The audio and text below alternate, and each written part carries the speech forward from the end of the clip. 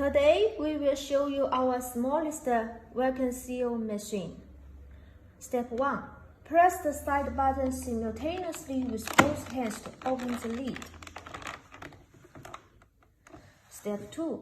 Place open end of the bag into vacuum trapping area and make sealing feel flat and fixed. Step 3. Close the lid. You can stand up and press it hard until you hear it come back down. Make sure the lid is locked both sides. Step 4. There are two buttons, you see. This button is for vacuum and seal. This button is only for the seal. Now we try vacuum and seal.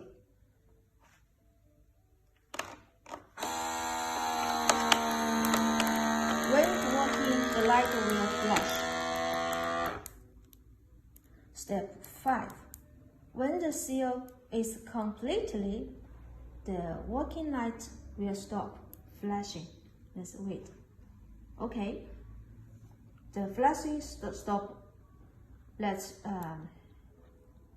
open the machine. Then press two side switches again to open the lid.